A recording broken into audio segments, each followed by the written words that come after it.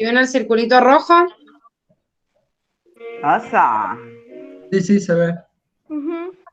Pero muy bien. Bueno, entonces arrancamos. Vamos a estar estrenando entonces algunas preguntas porque algunos ni las han leído. Vamos a ir haciéndolo en paralelo. El primer punto, les hablaba de un caso, que ahí lo tienen, así lo leemos entre todos. Decía María, que puede ser que sea María, no sabemos. Dice, consigue una milanesa acompañada de ensalada de lechuga como guarnición, mientras que Juan consume un plato de fideos con salsa y queso. Ambos de para beber ella pide gaseosa y él prefiere vino. Fíjense que me está hablando o me está redactando un almuerzo, ¿ya? Dos tipos de alimentos, ¿sí? O sea que vamos a ir en cada uno de los puntos a ver qué es lo que me está preguntando. La primera opción dice, describa el proceso de digestión y mecánico en ambos. Ahora, yo les hago una pregunta entre estas dos palabras, que esto no hacía falta que resolvieran el caso. ¿Sí se acuerdan de lo que es la digestión química y digestión mecánica? En la química hay sustancias que intervienen como las enzimas y en la mecánica aplica presión, en realidad. Por ejemplo, se tritura el alimento en la boca, los movimientos peristálticos después, etc. Perfecto. Quiere decir que la diferencia entre un proceso químico y un proceso mecánico es que en esto interviene una sustancia química y en el mecánico estamos hablando de un factor físico, ¿sí? O sea, el músculo que se está moviendo ayuda en el proceso peristáltico al movimiento de los alimentos. Esto quiere decir... Ay, Mari, ¿podés bajarte un poquito porque me parece que se acopla un montón el sonido? Sí, vos sabés que me parecía que en realidad como que se corta. Sí. Ahí está, sí. Y porque interfiere el micrófono tuyo cuando se acopla el Ok, otro. ok. ¿Para qué saco un ratito? Hasta enseguida. Bueno, este proceso entonces de digestión químico, en el lugar en donde se secretaban justamente enzimas, va a ser en donde se lleve a cabo. Eso quiere decir, y esto lo van a ver en el punto B, que ahora lo van a corregir con Mari, que en el lugar en donde se secreten enzimas, yo voy a tener un proceso de digestión química, ¿sí? En la boca sabíamos que se secretaban enzimas, en el estómago también, en el intestino también. Y ojo con esto, porque si me habla de un proceso de digestión, yo no puedo nombrar una glándula anexa porque en la glándula anexa no entra el alimento, o lo que después sea bolo alimenticio, después se llama quimo, kilo, lo que sea, pero no entra dentro del páncreas o dentro del hígado, o dentro de la vesícula, sino que recibe las secreciones directamente el intestino. Entonces, en la descripción del proceso, lo único que yo tenía que poner era el lugar en el cual ocurre esa digestión química y esa digestión mecánica. ¿Dónde es química? En la boca, en el estómago y en el intestino. ¿Y dónde la digestión es mecánica? Además de estos lugares que también cumplen con la digestión de tipo mecánica por el movimiento peristáltico, se agrega la faringe y el esófago, que son dos partes del tubo digestivo en el cual hay movimiento peristáltico, pero no hay segregación de ninguna enzima. O sea que tanto la faringe como el esófago llevan a cabo el proceso de deglución para que se trague justamente este alimento, pase al siguiente componente del tubo digestivo, pero sin segregación de ninguna enzima. Este intestino, ojo, lo hemos puesto así como en general, pero en esta digestión de tipo mecánica interviene mucho más, y en la química también, el intestino delgado. Recuerden que en el intestino grueso ya los movimientos en realidad tienen que ver con la propulsión de los desechos y cuando ya justamente los desechos terminan formando la materia fecal y hay absorción de algunos componentes como el agua o algunas vitaminas o algunos iones, pero ya el proceso de digestión finalizó en el intestino delgado. Mari, si querés empezar con el otro, yo te voy Vamos poniendo... con la B, dale. Entonces, en la B, en este caso, a ustedes se les pedía mencionar las enzimas que van a intervenir sobre los compuestos que van a actuar y el producto que se va a obtener de la digestión. Entonces, habla también de aclarar de dónde van a provenir las enzimas que provienen en ese proceso de digestión, porque sabemos que van a haber glándulas que van a hacer sus secreciones exocrinamente, porque ya sabemos que todo lo que cae al tubo digestivo se denomina exócrino y que todas las hormonas que caen y circulan dentro del torrente sanguíneo las vamos a llamar endocrinas. Entonces, ya sabemos que en el proceso digestivo vamos a tener enzimas exócrinas. Entonces, vamos a arrancar por la boca, donde ustedes bien lo dijo Gise, vamos a empezar con un proceso mecánico, pero también en la parte enzimática se va a secretar la amilasa salival. ¿Cuáles van a ser los productos? O sea, ¿sobre qué producto va a intervenir? Sobre los almidones. Y lo va a terminar rompiendo a maltosa y oligosacáridos. En el estómago ya vamos a tener lo que es pepsina, donde se va a degradar proteínas a péptidos, o sea, hace que las proteínas se rompan en compuestos más chicos. Acá se nombra al páncreas. ¿Por qué vamos a nombrar al páncreas? Porque el páncreas es importantísimo en el proceso de digestión, o sea, de absorción de los nutrientes a nivel del intestino delgado. Entonces, vamos a tener el páncreas con sus diferentes enzimas. La amilasa pancreática, así ya sabemos que actúa sobre los almidones. Acá lo va a pasar a polisacáridos y disacáridos, para que después puedan ser reabsorbidos. La lipasa pancreática lo va a pasar a grasas, va a actuar sobre las grasas y lo va a transformar a ácidos grasos y glicerol. La tripsina pancreática va a actuar sobre los polipéptidos y enzimas pancreáticas que las va a llevar a dipéptidos y va a hacer que ciertas enzimas que estaban inactivas se activen. La quimiotripsina también va a actuar sobre polipéptidos y los va a terminar degradando a dipéptidos. La carboxipeptidasa va a liberar, o sea, va a actuar sobre polipéptidos, adipéptidos y aminoácidos. Fíjense que las estructuras cada vez se van haciendo más chicas. La desoxirribonucleasas, que van a actuar sobre el ADN y lo va a degradar en productos nucleótidos. Y las ribonucleasas del ARN también a nucleótidos. Este es un poquito largo, porque la Gise se quedó con el más cortito. A mí que no me digan que no. Vamos al intestino delgado, que también sus células... Gracias, Gise, gracias.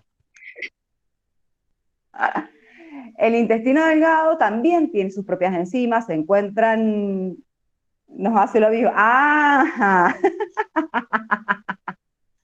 Bueno, los hago leer un montón, bueno, ¿qué vamos a hacer? El intestino delgado, recuerden también de que tiene sus propias enzimas, como por ejemplo la enteroquinasa duodenal, que va a actuar sobre el tripsinógeno y lo va a activar a tripsina, porque recuerden que la tripsina está inactiva, porque si no, degradaría el propio páncreas. Por lo tanto, necesito liberarlo al intestino y que en el intestino se active, ¿sí? La aminopeptidasa, que va a romper polipéptidos y va a terminar degradando los aminoácidos. Las dipeptidasas, obviamente, de dipéptidos a aminoácidos, y la maltasa, que hace el producto que más nos importa también, de la maltosa a la glucosa. Eso sería la lactasa, también lactosa. ¿Saben por qué es importante esto? Porque ustedes acá se pueden dar cuenta cómo está compuesto cada disacárido, por así decirlo. Por ejemplo, la lactosa. ¿En qué me lo va a separar? Y en glucosa y galactosa, que es como está formado realmente. Podemos decir que la lactosa está formada por glucosa y galactosa. La sacarasa va a romper esa molécula en dos, a glucosa y fructosa. La fosfatasa va a romper a los nucleótidos, o sea, a fosfatos y nucleósidos. Chicos, no se olviden la diferencia entre nucleótido y nucleósido. ¿Sí? Básicamente eso, para que ustedes tengan en cuenta todas las enzimas que van a estar presentes en el proceso de la digestión química. No olvidarnos de las enzimas que van a venir de las glándulas anexas. Te cedo el paso, Gise. Bien, bueno, en la opción C de este primer caso también me decía dónde se absorbe cada uno de estos nutrientes, ¿sí? Y mediante qué transporte. Si nos remitimos al primer punto, fíjense, o sea, cuando me hablaba del caso, me está describiendo un montón de alimentos que si yo me fijo tienen de todo. O sea, por eso describimos todas estas enzimas. Tenía azúcares, tenía proteínas, tenía lípidos, o sea, entre una cosa u otra, entre la milanesa que tiene proteína y más grasa, entre, no sé, el helado que tenía más azúcares, incluso me nombra bebidas con alcohol, como por ejemplo el vino, ¿sí? No me acuerdo si Juan o María, para mí que María se chupaba el vino. No, creo que era Juan. Bueno, Y me dice de todos estos compuestos dónde se van a absorber. O sea, las enzimas que acaban de describir con María, justamente les acaba de mencionar todos los compuestos orgánicos hasta que llegan a los nutrientes esenciales. Y ahí vamos a ver dónde se absorben. En el cuadernillo, y esto es muy importante, no me nombra los mecanismos, yo se los he grabado acá a propósito, pero sí les dice que en el estómago hay absorción de agua, de algunos iones, a través obviamente de transportadores, porque sabemos que los iones no pueden pasar nunca por simple difusión porque son partículas cargadas, algunos ácidos grasos también, y el alcohol ingresa rápidamente también a nivel del estómago. Entonces, de todos estos nutrientes, después de que se degradaron, en el estómago hay una pequeña absorción de estos compuestos. Ahora, la mayor absorción nosotros sabemos que se lleva a cabo en el yeyuno y en el ilion. Entonces, en yeyuno y ilion, el agua obviamente va a ingresar por difusión simple, ¿sí? Porque ya sabemos que traspasa la bicapa de fosfolípidos. En el caso de los azúcares, la glucosa y la galactosa hacen un mecanismo de cotransporte que es un tipo de simporte con sodio, ¿sí? En una parte del cuadernillo le sale cotransporte con sodio y en otra simporte con sodio. Recordemos de permeabilidad celular que el simporte era un tipo de cotransporte. Y la fructosa, en cambio, hace difusión facilitada, ¿sí? Lo hacen a través de transportadores específicos, esto que se llaman GLUT, eso no se los dice el cuadernillo, pero después sí los van a ver, en el cual la fructosa sí me menciona que es un mecanismo de difusión facilitada y la glucosa y la galactosa simporte con sodio. Ahora, los aminoácidos, si bien algunos ingresan por simporte con sodio, como los tienen acá, algunos aminoácidos y otros con estos transportadores como la glucosa y la galactosa, algunos péptidos pequeños también y aminoácidos ingresan mediante otros tipos de transporte. Cuando el cuadernillo les dice otros tipos de transporte, se está refiriendo a otros tipos específicos de transporte como son uniporter, específicos. Ahora, en el caso de las grasas, recuerden que si el triglicérido era muy chiquitito y los ácidos grasos son pequeñitos, como dice la bibliografía de 10 a 12 carbonos, van a poder ingresar por difusión simple, ¿sí? Y se van a absorber y van a ir directamente a la circulación general. Ahora, si yo tengo triglicéridos de cadenas más largas, fosfolípidos, colesterol, era el caso en el cual en la célula intestinal se volvía a resintetizar un lípido, una partícula que llamábamos kilomicrón, ¿sí? Y ese kilomicrón era el que después se absorbía a través de la circulación linfática. ¿Por qué no pasa el capilar sanguíneo? Por el tamaño que tiene. Acuérdense que en las células intestinales, en realidad como en todas las partes del cuerpo, la arteria se hace chiquitita hacia un capilar, ¿sí? Y después la vena, y ese capilar me deja absorber algunos componentes. En cambio, los vasos linfáticos son como embudos, que están vacíos y que caen a ese lugar de forma, o sea, digamos como que tienen una boca de ingreso, pero después terminan comunicándose con el sistema circulatorio cardiovascular. Entonces, el kilomicrón, por el tamaño que tiene, es imposible que pase a través de ese capilar sanguíneo, y por eso ingresa directamente a la circulación linfática. Y después en el colon, recuerden que también hay reabsorción de agua, y esto es muy importante. ¿Qué pasa si el colon no absorbe la cantidad de agua que tiene que absorber?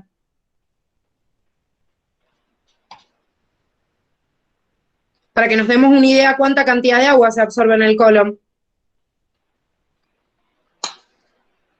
Vamos, chicos, que le pasa seguido a Fede. Están tímidos los chicos. ¿Diarrea? O sea, diarrea le da. Perfecto.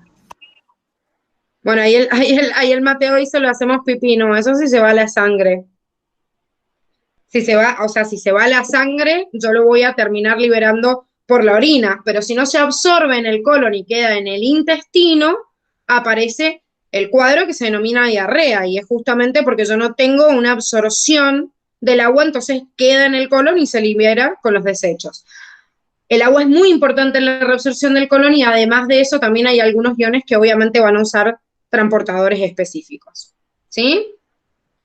Permiso, dice que voy a agregar algo. Inclusive Sí, a las personas que son constipadas, o sea, que tienen una constipación crónica, se le dice que tiene que beber una cierta cantidad de agua, porque la materia fecal, para tener la consistencia adecuada, las heces, también requiere un mínimo de líquido, más allá de la actividad física, ojo. O sea, aunque ustedes no lo crean, el agua y la actividad física es importante para que se generen los movimientos y vaya descendiendo el bolo también a través del colon y llegue a la ampolla rectal, ¿ah? Donde me va a generar después lo que se llama el reflejo colorectal, que ya de grandes casi no lo tenemos, pero es lo que nos hace ir al baño. pero una cantidad de líquido X hay que tener, entonces es bueno estar bien hidratado, no sobrehidratado ni deshidratado, ¿ah?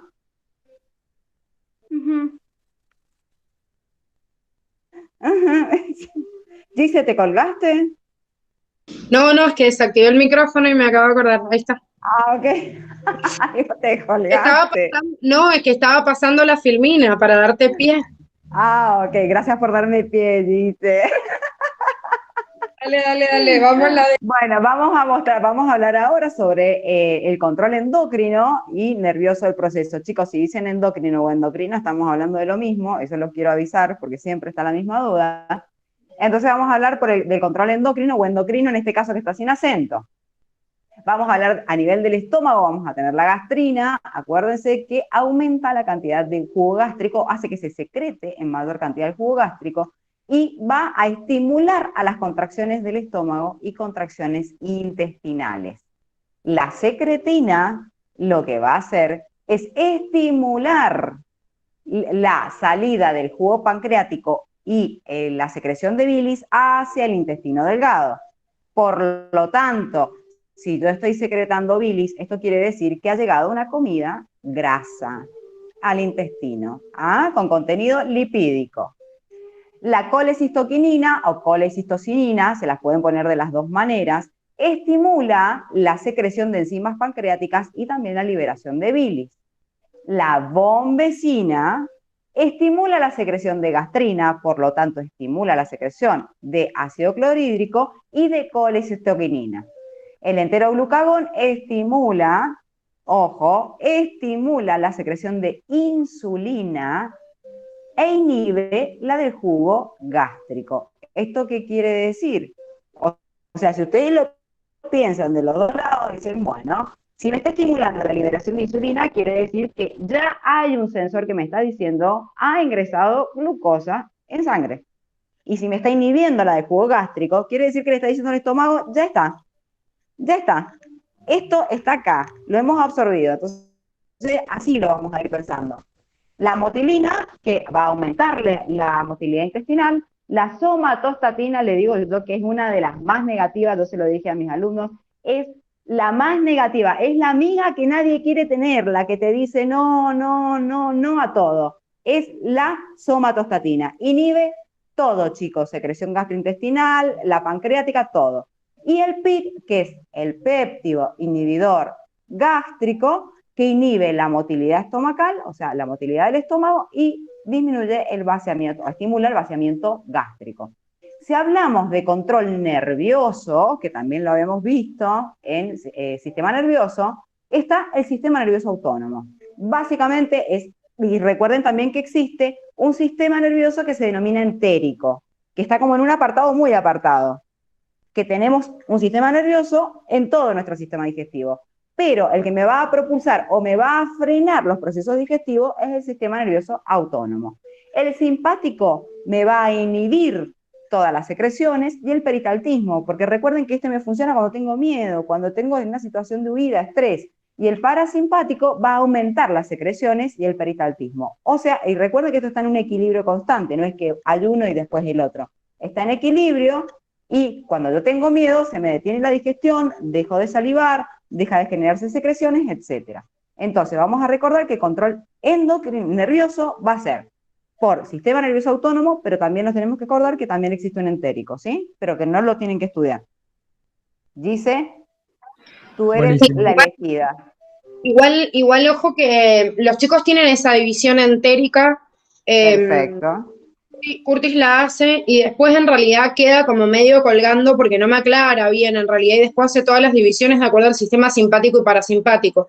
Y una aclaración que les hago de esto de acuerdo a la bibliografía, que si bien están en el punto de clase en digestivo, que lo tengan también presente dentro de las segregaciones del parasimpático, que se hace una división en las capas las capas del sistema digestivo y me nombra a dos plexos parasimpáticos que son el de Meissner y el de Auerbach, ¿sí? Esto está en el apunte de clase porque en realidad la facultad en principio lo tomaba como un contenido, digamos, obligatorio, 2 años que lo ha sacado. Entonces se los hemos dejado ahí por las dudas. Igual no tiene que caber la duda que el sistema parasimpático, el sistema nervioso autónomo parasimpático es el que estimula la segregación de las glándulas y también el movimiento peristáltico. Pero hacemos esta aclaración por las dudas que el plexo de Meissner, que estaba en la submucosa, es el que me va a estrujar así las glándulas, entonces va a aumentar la segregación. En cambio, el de Auerbach es el que está en la capa muscular. Entonces, el que lleva a cabo justamente la contracción de las fibras longitudinales y las circulares para llevar a cabo este movimiento peristáltico. No sé si Toby quería hacer una pregunta o no sé quién habló. No, ¿No? todo bien. Bien, ahora sí, pasemos al siguiente. En el siguiente punto nos decía que a continuación se presentaba un listado de procesos que ocurren en las distintas partes de la nefrona, que acá tenemos una imagen, sabemos que es la unidad estructural del riñón, y tenían que colocar el número en cada uno de los casos. El cuadrito en realidad constaba de las distintas partes del túbulo. Yo ahora vamos a revisar una por una, yo voy a revisar las primeras 3 y las otras las va a revisar la Mari, pero quiero que tengan algo muy en cuenta en este punto y que por ahí les genera controversia justamente por esto. La facultad les toma este contenido de 2 bibliografías distintas. Por un lado, se los toma el libro de Curtis, y es la imagen que ustedes tienen en donde me sale nada más el pasaje de cloruro y sodio o de cloro y sodio por separado, porque me hace esta distinción cuando hay canales en realidad pasivos o transportadores activos. Y me habla en realidad del movimiento de agua y de urea. ¿Sí? Agua, urea, cloruro de sodio, listo. Pero después tienen una imagen acoplada del libro de Tórtora, que es un libro de fisiología, y en ese libro de fisiología ahonda un poco más en los componentes que se reabsorben en cada una de las partecitas de los túbulos o se secretan, y también lo tengo que tener en cuenta. Y que a veces me pone en duda porque digo, en la teoría venía desarrollando todo de acuerdo al cloruro, al sodio, a la urea y al agua, pero no me nombra otros iones, y después este cuadrito sí me los nombra. Ojo, porque cuando yo hago un análisis general de lo que pasa en la nefrona, también tienen que tener bien analizado ese cuadrito de Tórtora, ¿sí? O sea, ojo, que lo tienen que ver de acuerdo a los dos. Entonces, el análisis de esto tiene que ver justamente con la confluencia de las 2 bibliografías simultáneamente. Primero, en el primer tramo me dice rama descendente del asa de Henle. Recuerden que nosotros teníamos después, obviamente, del glomérulo y la cápsula de Bowman, teníamos el túbulo contorneado, ¿sí? Proximal, y después el asa de Henle. Primero descendía y después ascendía. En esa rama descendente, ¿qué particularidad tenía? A ver si se acuerdan de esta rama descendente del asa de Henle. ¿A qué era permeable? ¿A qué era impermeable? Al agua. Permeable al agua y impermeable a los iones. Bien, muy permeable al agua, pero impermeable a los iones. Ojo con esto de permeable y no permeable al agua, porque incluso tienen un ítem que dice impermeabilidad al agua. Ahora, ¿realmente se puede ser una membrana biológica impermeable al agua? No. No. No O sea que por simple difusión va a pasar siempre, pero cuando nosotros hablamos en renal de impermeabilidad al agua, es porque por difusión simple me van a pasar un par de gotitas y es insignificante. O sea, con el volumen que yo tengo y que pasa por la filtración, cuando digo impermeabilidad al agua, en realidad es que no hay acuaporinas que permiten la reabsorción como mucha cantidad de agua, pero sepamos que esta impermeabilidad es relativa, porque nunca se es totalmente impermeable. Pero la particularidad que tenía esta rama descendente es que existía justamente una reabsorción de agua activa, sin embargo había impermeabilidad a los iones. Entonces, ¿qué va a suceder en la rama descendente de la asa de Henle? Solo la reabsorción de agua. De todos estos ítems, el número 1 lo vamos a colocar acá nada más, porque era lo único que ocurría en la rama descendente de la asa de Henle. Ahora, en el túbulo colector, que es la última partecita, si hay presencia de ADH, ¿qué es ADH? Vasopresina o antidiurética. Bien, antidiurética. Entonces, ¿qué hace? Reabsorbe agua. Bien, evita la diuresis, o sea, reabsorbe agua. Quiere decir que en el túbulo colector voy a tener una reabsorción de agua. Por eso fíjense que también voy a poner el número 2 acá. Ahora, además en el túbulo colector, que el ADH era lo que hacía, reabsorber agua, en una partecita final del túbulo colector, ¿qué pasaba? Además de la reabsorción de agua. Reabsorbe urea. Bien, se produce la reabsorción de urea. Recuerden que esto en la gráfica, están las 2 gráficas, ¿sí? Por eso lo tenemos acá colocado también como reabsorción de urea. Está en la partecita del asa de Henle, también en la parte del túbulo colector, en la imagen de Curtis. En cambio, en la imagen de Tórtora me habla también de excreción y de reabsorción de urea en distintos tramos que ahora vamos a ir viendo, ¿sí? Pero recuerden que esto en las dos gráficas estaba y se produce también reabsorción de urea. Y en el túbulo contorneado proximal, ¿qué pasa? Sale agua. Excreta y reabsorbe. Bien, ¿qué? ¿Qué se Reabsorbe la excreta? glucosa y los aminoácidos, Y urea, excreta la urea. Cloro, sodio también. Bien. Cosa. ¿De qué forma el cloro y el sodio? Eh, eh, transporte activo. Bueno, esto es importante. Es verdad que la imagen de Curtis me dice transporte activo de cloruro y sodio. Me dice de los dos. Sin embargo, después cuando vemos la otra imagen Sí, que va a de seguir. Tórtora, me dice que el 65% del sodio es activo. Esto arrastra el agua, pero arrastra el cloro también por difusión. Por eso la otra imagen les dice el 50% del cloruro se hace por difusión. Entonces en realidad es activo del sodio, pero del cloruro no. Ojo con esto, porque esto es una diferencia que la ven en la imagen. Claro. Claro. Bien, le aclaro una cosa para que se entienda. Vieron que Gise les está comentando, en realidad, que es cierto que el sodio entra por transporte activo. Y el cloro lo sigue. O sea, está siguiendo, el anión está siguiendo un catión, está siguiendo al sodio. Pero fíjense que el agua y el cloro pasa entre medio de las células. O sea, ni siquiera tiene un transportador, pasa intercelularmente. Y hay parte del agua que también pasa intercelularmente. Por eso a ustedes les dice Gisela, que está re bien comentado, me parece re buena la aclaración, que van a pasar por difusión. ¿Cuándo les va a hablar por difusión? No es que entre a la célula, sino que pasa entre medio de las células, ¿sí? Claro. Como si traspasara entre medio de las celulitas pegadas. A eso le van a denominar difusión a nivel renal. Para terminar la aclaración y seguir, dice, tranquilo. Sí, sí. En realidad después cuando vean en la facu, chicos, todos los transportadores que hay, los canales que hay a nivel renal, van a aclarar un montón, porque hay muchos de estos transportadores que ni siquiera son de dos sustancias, sino que van pasando de a tres. Bueno, hay una especificidad de todo esto que lo van a terminar de entender obviamente en la facu, pero es importante y por eso les muestro y les digo que tengan en cuenta las dos imágenes en simultáneo, que hagan un análisis de la imagen de Curtis con el texto, pero que a la vez después acoplen esta otra imagen porque la facultad lo mete como un anexo y en realidad me lo van a preguntar así. Entonces yo digo, bueno, pero el cloruro entonces ¿cómo entra? O sea, y yo digo, en uno me sale transporte activo y en el otro me sale por difusión, pero en realidad la facultad mete ese anexo del otro libro de fisiología para que ustedes tomen en cuenta que hay algunas sustancias que justamente están entrando de forma pasiva, como es el caso del cloruro. Es más, en esta imagen, también en el túbulo contorneado proximal, les hace algunas aclaraciones de secreción de componentes, como de potasio, de protones, que en la otra gráfica ni figura. También lo tengo que tener en cuenta, ¿sí? Y recuerden que también en el túbulo contorneado proximal, por el listado que tienen acá, es en el lugar en el cual se produciría la reabsorción del 100% de glucosa. No solo de glucosa, sino también de aminoácidos, que no me lo nombra el listadito, pero para que sepamos que ocurre también en el túbulo contorneado proximal. ¿Querés seguir con los otros, Mari? Perfecto, perfecto. La dices una crack, te quiero, amiga, te quiero. Mi compañera. Vamos con los otros tres, chicos. Vamos con la rama, que esta siempre se les complica un poquito, la rama ascendente de la asa de Henle. Si bien ustedes tienen, o sea, ustedes van a ver en todos los gráficos que se divide en fina y gruesa, porque es la realidad, asa ascendente fina y asa ascendente gruesa, acá les empiezo a hablar de una generalidad del asa que asciende en la de Henle.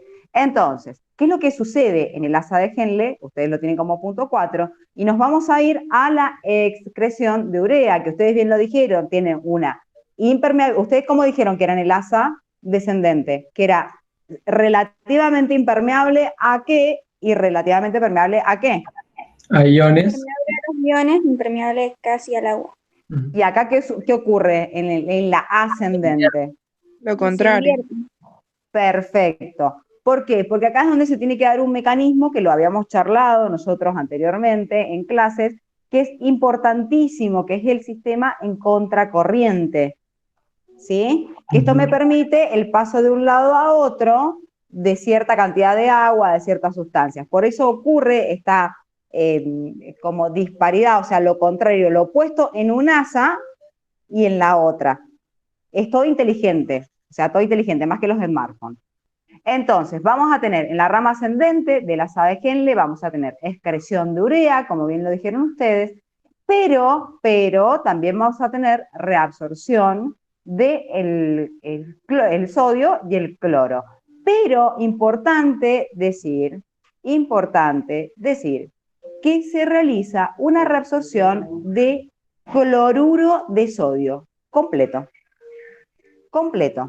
¿Y por qué le vamos a dar bolilla a esto? Porque ustedes después van a especificar cuáles son los canales y acá empiezan a funcionar determinados diuréticos, que son los diuréticos de asa. Acá van a funcionar determinados medicamentos que me van a terminar dando para que yo pueda eliminar agua. A eso le vamos a llamar diuréticos. Entonces, ¿hay diuréticos de asa? Sí, existe un diurético de asa, que es el más conocido de todos, que es la furosemida, que en realidad lo que hace es excretar a la orina cloruro de sodio y por lo tanto también arrastra agua. Y en el asa ascendente de Henle también va a haber impermeabilidad al agua. ¿Qué es lo que va a pasar en el túbulo contorneado distal? Y hay algo que les quiero aclarar también acá. En el túbulo contorneado distal, ¿qué pasa? Alguno de los alumnos de la GICE o alumnas de GICE que no las he escuchado. Son todas mujeres, así que alumnas, somos una comisión Alumnas. muy feminista, hacemos chistes machistas todo el tiempo y nos reímos mucho. ¿De una? Bien, Emilia, te quiero escuchar. Reabsorción de cloro y sodio, puede ser. Muy bien, entre las cosas hay reabsorción de cloro y sodio, perfecto. ¿Qué otra cosa va a haber? Perdón, se me salió el perro. ¿Es permeable al agua? Muy bien, hay reabsorción de agua, perfecto. Entonces dijimos cloro y sodio, agua, ¿qué más? Lo tienen en el cuadrito, chicos, así que no se preocupen. Urea. Tengo que Bárbaro. preguntar qué sopla, o sea, tienen el machete. Perfecto. O sea, hay tres cuestiones básicas que hay que tener en cuenta, que es la reabsorción de agua, y algo que hay que tener en cuenta, pero sí o sí, que a veces nos olvidamos porque le damos crédito a todo de esto se lo damos al túbulo colector. Pero también, acá en la parte final del túbulo contorneado distal, puede actuar la ADH y generar, o sea, la excursión y la salida de las acuaporinas. Recuerden que las acuaporinas, en el momento que la ADH actúa, como que florece hacia el túbulo, mira al túbulo, absorbe agua y cuando termina su trabajo se vuelve como a meter, se vuelve a endositar. O sea, primero se exocita, queda puesto ahí, hace su trabajo y vuelve. Entonces, la parte final del túbulo contorneado distal también puede actuar la ADH. ¿Y qué otra en el hormona? túbulo colector. Ahí tenemos otra pregunta. ¿Qué otra hormona actúa en el distal?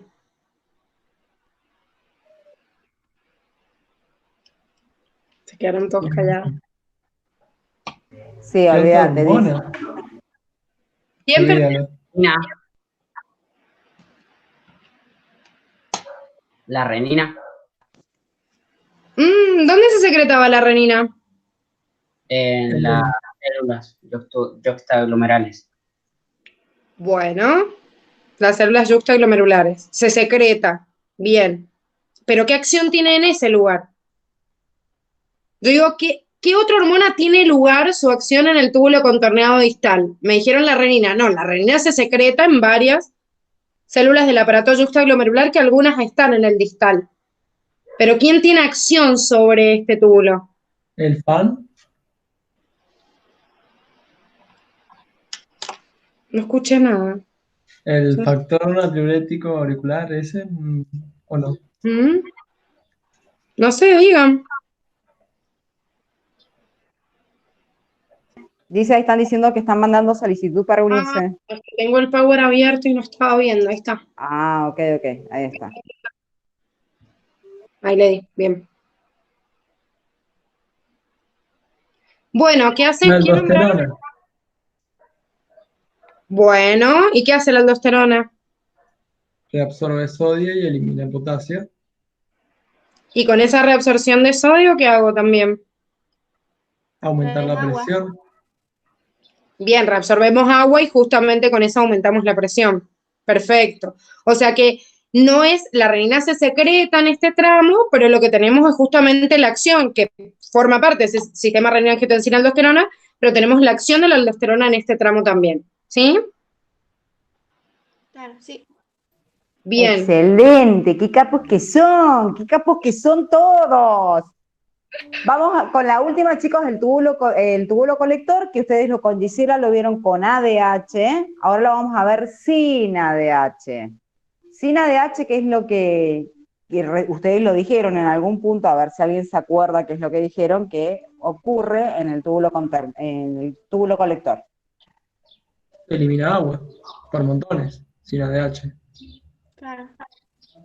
Bueno, sí, pero aparte tiene otra función, que se acuerdan que dijimos que estaba en la parte, o sea, empieza a bajar, ¿y qué es lo que pasa con un compuesto que se tiene que ir a la médula? ¿Absorbes la urea? Eso, o sea, va a reabsorber urea. Esa es la historia sin la ADH. Por lo general, sin ADH, no actuado, hace la reabsorción de urea necesaria para generar un gradiente osmótico a nivel medular, para que la orina salga con una determinada osmolaridad, ¿sí? ¿Está? Sí. Sí. Bien, pobrecitos, están... Bueno, bien. Dice, no me acuerdo si te tocaba a vos o me tocaba a mí. Es que hemos hecho un corte así, pero pensemos que después de este fin de semana largo cuesta activar a todos, Tal ¿no? cual. Ahí arranco con el 3A y te paso con el otro. Dale. En el siguiente punto, en el punto 3, me presentaba distintos casos clínicos en el cual el primero de ellos me nombra a una persona en el cual me da como dato que la sístole auricular es de 0,625. No me dice qué, voy a suponer que son segundos, si no, no podría suponer otra unidad de medida, pero en realidad no la aclara. Y me dice, teniendo en cuenta su frecuencia cardíaca, podríamos decir que. Bueno, primero, para hablar de la frecuencia cardíaca, si me están dando este dato, y esto es importante, tenemos que evaluar la información que teníamos en el cuadernillo, en el cual nos hablaba justamente de este ciclo cardíaco, y nos da un valor en realidad, en base a Curtis, de una frecuencia normal de 70 a 75 latidos por minuto, donde nos dice que un ciclo dura 0,8 segundos.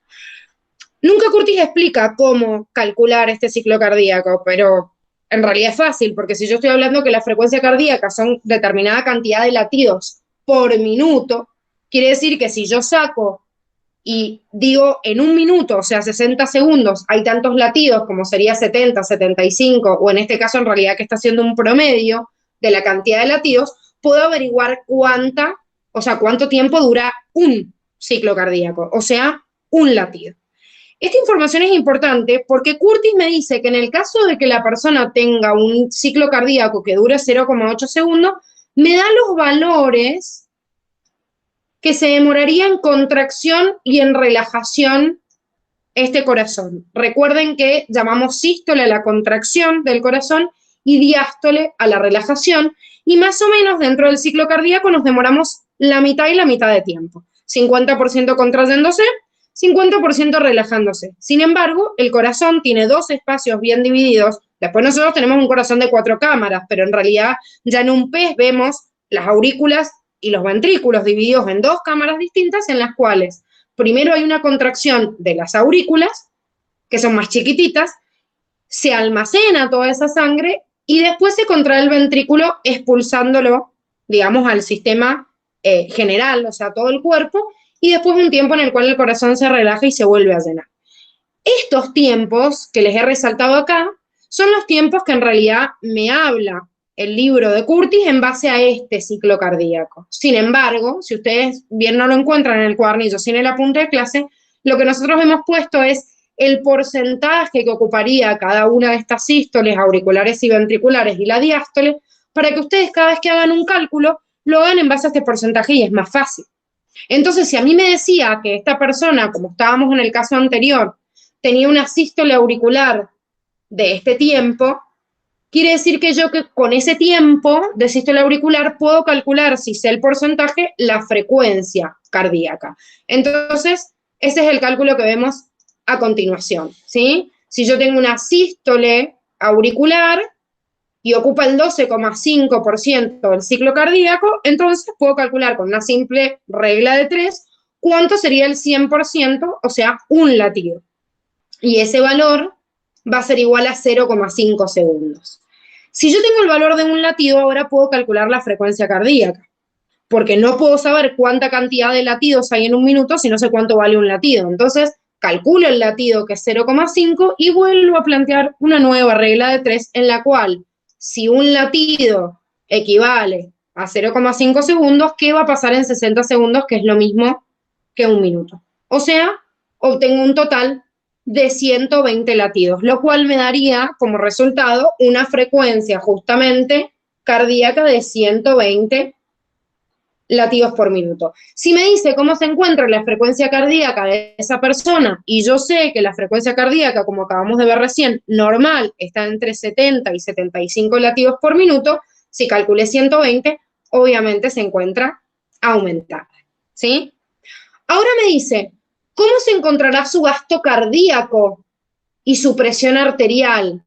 Y en esto tomen en cuenta que el gasto cardíaco, como habíamos visto, era igual a esa frecuencia cardíaca que estábamos calculando recién por el volumen sistólico, volumen de eyección. Quiere decir que si sube la frecuencia cardíaca, ¿qué pasa con el gasto cardíaco? Aumenta. Sube. Aumenta también, ¿sí? Y la presión arterial, que es igual al gasto cardíaco por la resistencia periférica total, si tengo aumentado entonces este gasto cardíaco, ¿cómo va a estar la presión? Aumentada.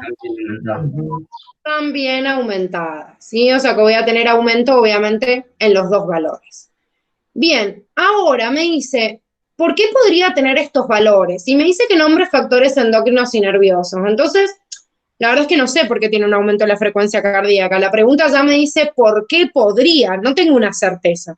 Entonces hemos nombrado algunos significativos. Hay algunos fenómenos que tienen que ver con la estimulación nerviosa, como la estimulación simpática. Yo sé que preparo el cuerpo para el estrés, y si preparo el cuerpo para el estrés, el sistema simpático, si se va al marcapasos cardíaco, ¿qué hacía? Lo aumenta ¿Por qué? porque libera adrenalina. Bien, pero ¿y qué hace esa adrenalina en el marcapaso? Estimula la frecuencia cardíaca. ¿No se acuerdan por qué? ¿Por qué fenómeno químico la estimula? ¿Qué necesito para contraer un músculo? Actina y miosina. ATP. Bueno, ATP sí, obvio, obvio. ¿Pero qué ion participa en la contracción y que es muy importante? El calcio. El calcio. Lo que hace justamente esta adrenalina es aumentar la permeabilidad al calcio en el marcapaso. Entonces aumenta la permeabilidad, aumenta el calcio y debido a eso aumenta la frecuencia cardíaca, ¿sí? Ojo que no solo dentro de esta estimulación simpática podría ser un efecto, sino que también tengo otros fenómenos endócrinos, como nombramos acá, el aumento del cortisol en un estado de estrés, por ejemplo. El cortisol, recuerden que es un glucocorticoide. Y si es un glucocorticoide, ¿qué hacía el cortisol? ¿Qué función tenía? ¿Es la hormona del estrés? Claro. Bueno, ¿y qué hace? ¿Por qué me puede afectar la frecuencia? Porque disminuye los vasos sanguíneos, los achica, Los contrae. contrae. Bien. ¿Y qué más hace que también tendría que ver con la presión? ¿Por qué lo llamo glucocorticoide? Porque es hiperglucemiante. Bien, y si algo es hiperglucemiante, ¿qué hace con la volemia? La aumenta. La aumenta, o sea que también encima tengo aumento de la volemia, hay aumento por eso del retorno venoso y también va a aumentar el volumen sistólico, o sea que voy a tener aumento del gasto cardíaco, ¿sí? Claro. Tenemos después adrenalina, más allá de como neurotransmisor, sino también se puede liberar por la médula suprarrenal como hormona. Y tenemos a estas dos hormonas que nombramos recién cuando repasábamos un poquito la nefrona, que recuerden que tanto la aldosterona como la ADH aumentan también la volemia porque justamente la aldosterona llevaba a cabo el proceso de reabsorción de sodio y por ende de agua, y la ADH, además de esto, aumenta la reabsorción de agua también. Bueno, y por último, no, penúltimo. ¿Ah? ¿Podría ser también T3 y T4 aumentadas? ¿Qué dijiste que no te escuché? Y podría ser de la T3 y de la T4 aumentadas también. También, totalmente. Sí, hemos puesto lo más general, pero en realidad también podrías tener hormonas tiroideas porque aumentan justamente el metabolismo. Ajá. O sea, obviamente por ahí no ocurre en un caso circunstancial, sino que debería haber algo de base. Si yo ya tengo las hormonas tiroideas, por ahí debe haber un hipertiroidismo para ver la respuesta, digamos, a largo plazo. Es como así, si hay una frecuencia aumentada que se prolonga en el tiempo, por ahí puedo pensar en algo más crónico, ¿sí? Si no, voy a irme al inmediato. Esos son como efectos más inmediatos, pero sí, también puede haber un aumento de T3 y T4. Genial, gracias. A ver, chicos, lo que está diciendo Dice, es lo que les está explicando, es que se toman todos los criterios generales de los mecanismos que se utilizan, porque yo también, a ver, tengo una persona que está con una hemoglobina baja, o sea, está anémico, y también tiene puede tener la frecuencia cardíaca aumentada.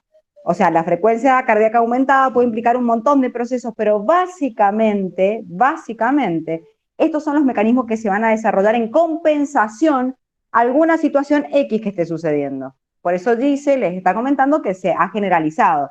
Yo, por ejemplo, puedo agarrar y me pueden meter una persona asmática, van y le hacen un PAF y va a aumentar su frecuencia cardíaca. ¿Pero por qué? Porque es un glucocorticoide. Entonces, los motivos no importan, lo que importante acá es el mecanismo de compensación que va a realizar el cuerpo, que siempre se va a desarrollar bajo estos parámetros, los endocrinos y los nerviosos. ¿Se comprenden? Sí. Sí, sí. Perfecto.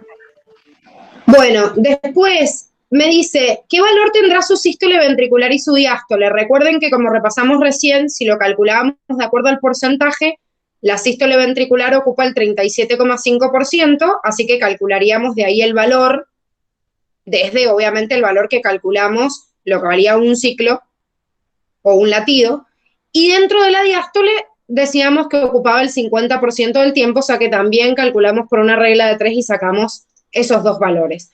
Y por último, en este punto A, que era bastante larguito, viste que vos después te quejabas, María, que te dejé el otro largo, te dije que habían otros por compensar, este era uno, Sí, es larguito. tal cual. Bueno, me dice, ¿qué pasaría si la persona decidiera salir a correr? Si yo salgo a correr, ¿qué me va a pasar? Pensemos. Aumenta el gasto cardíaco, la frecuencia cardíaca. Bueno, ¿por qué? ¿Qué es lo primero que pasa cuando yo salgo a correr? Gastamos ATP. Bueno, eso sí, perfecto. Se aumenta la sangre. ¿Qué sangre aumenta? Aumentas la demanda de oxígeno. Sí, perfecto. También aumento la demanda de oxígeno, por eso justamente es uno de los motivos por los cuales aumento la frecuencia. Pero ahí decían algo de la sangre. En realidad la sangre aumenta, disminuye. ¿Qué es lo que aumenta y qué disminuye? Pensemos si la persona está corriendo, ¿qué es lo que ocurre en el corazón? Aumenta la frecuencia cardíaca. Tiene que bombear más oxígeno a los órganos. Bueno, pero la frecuencia cardíaca en realidad está aumentando también porque hay una demanda mayor de oxígeno. Pero si yo estoy corriendo y los músculos se están moviendo, ¿qué pasa con la sangre que vuelve al corazón? No está...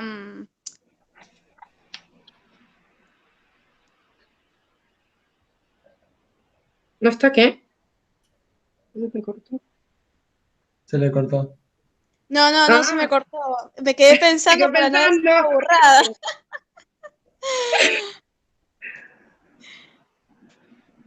¿Qué pasa si yo estoy corriendo? Va a tener menos oxígeno. Sí, eso seguro. ¿Cuáles son los mecanismos por los cuales la sangre regresa al corazón? Por las venas. Por las arterias.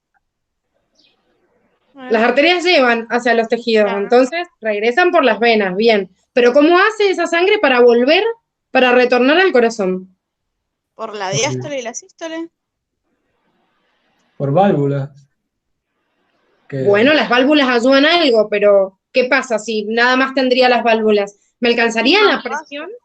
Como estás corriendo, es como que presionas el músculo, entonces empieza a subir sangre. Perfecto, eso se llama ordeñe venoso. ¿Sí? Por eso es importante que la gente no se quede estancada, ¿sí? La gente que por ahí está mucho tiempo en reposo, le mueven las piernas y mueven los miembros inferiores para que esos músculos aprieten a las venas y esa sangre retorne al corazón. Uno de los mecanismos es el ordeñe venoso. Lo que me queda esto que decían de las válvulas, es verdad, las válvulas ayudan a regresar la sangre al corazón, que eso se llama bisatergo venoso, pero es muy poquita la presión que yo tengo. Entonces, cuando yo estoy corriendo también se ordeñan más los vasos y regresa más sangre. Y si hay más retorno hacia el corazón de sangre, obviamente dilato, o sea, la sangre que llega, porque no aumenta la sangre total, la volemia. De hecho, si estoy corriendo y estoy sudando, voy a perder agua y en realidad disminuye la volemia. No está aumentando, por eso tengo que reponer con agua y con iones. Pero si regresa más sangre al corazón, entonces eso dilata más al corazón y hace que impulse luego la sangre con más fuerza, ¿sí? O sea que el volumen sistólico también aumenta gracias a esto.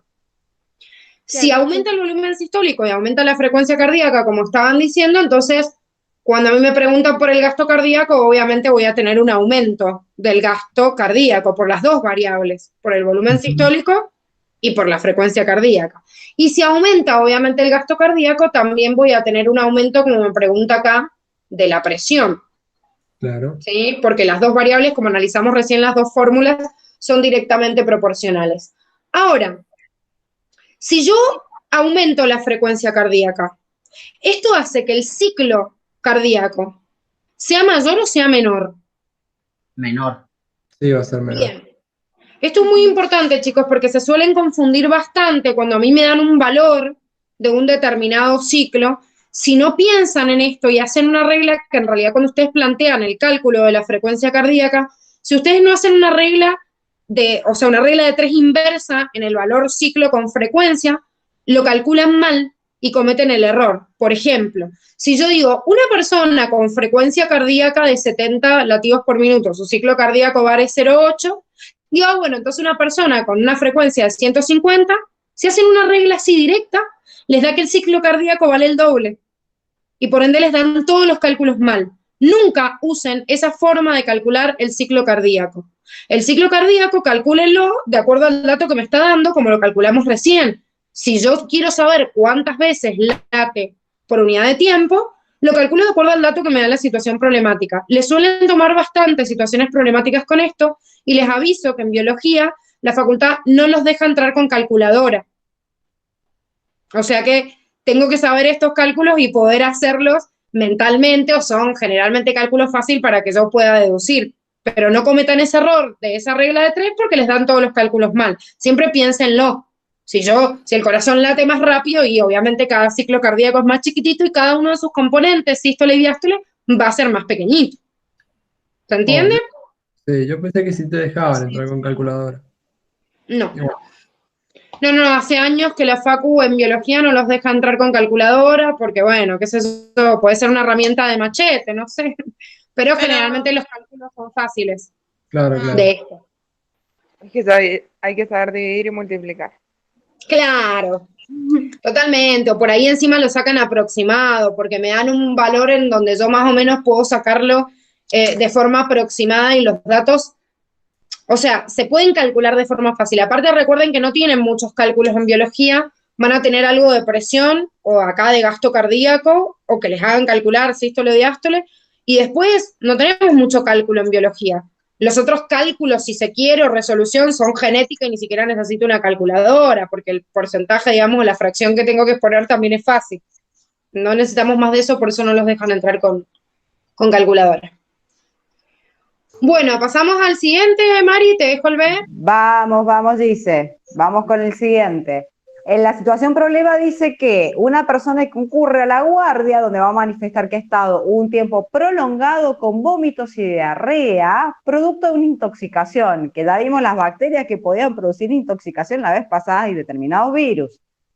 Reconoce sentirse cansado, mareado y asume sentirse sin fuerzas.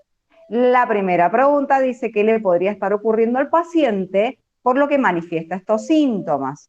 Entonces vamos a pensar, ¿cuáles son los síntomas que yo tengo que tener en cuenta para dilucidar por qué el paciente se siente o qué le puede estar pasando? A ver, vamos, ¿qué es lo que le pasa al paciente? ¿Por qué consulta? Motivo de consulta, ¿por qué? Bueno, lo dice ahí. Y el cansancio. Ah, ¿Por qué consulta el paciente? Ni me acuerdo, si lo repiten, pues ya, profe. No lo tienen ahí en el... Ah, es que dice sacó el power. Claro, por la diarrea, el vómito. Muy bien, motivo de consulta, diarrea y vómitos. Entonces, yo puedo deducir por qué este señor se siente cansado, mareado, sin fuerzas. Sí, Sí. porque por eso está deshidratado, está perdiendo agua. Muy bien, o sea, está deshidratado, está perdiendo líquido. Ahora, ¿qué otra cosa se pierde cuando se vomita y cuando hay diarrea? ácido. Iones, ¿no? Iones, porque estoy perdiendo ácido clorhídrico, o sea, yo estoy perdiendo iones. ¿Y qué más está perdiendo? Tiene diarrea. Agua. Agua y qué más. Mm, Sí, con el vómito ¿Alguien? está perdiendo Electrolitos, dice ahí. lo que come también. Los electrolitos, bueno, dentro de los electrolitos tenemos los protones y ¿qué más? bicarbonato. Bicarbonato, perfecto. Por lo general hay una regla general que se dice que si uno vomita, si uno solamente vomita, ¿a qué situación va a llegar? ¿A una a una acidemia o una alcalemia? Si yo solamente tengo vómitos. A una alcalosis metabólica. O a una alcalemia, muy bien. ¿Y si solamente tengo diarrea? Acidosis. Tira a la acidosis, perfecto, porque es dependiendo qué es lo que se elimine. Bárbaro. Bien. Vamos al segundo perfecto. Entonces, está deshidratado, por eso está cansado, por eso está mareado, y ha perdido electrolitos como protones y bicarbonato. Vamos al segundo punto que dice, mencione qué mecanismos se activarán para compensar el caso. ¿Sí? Piénsenlo. Si yo tengo una disminución de la volemia, porque este caballero está deshidratado debido a su exceso de anemia, vómitos y diarrea, ¿qué procesos compensatorios se van a poner en juego? Reabsorción de agua. A Ajá, ver. no va a llegar suficiente agua a los riñones, Y entonces, van a liberar renina y se activa renina angiotensina.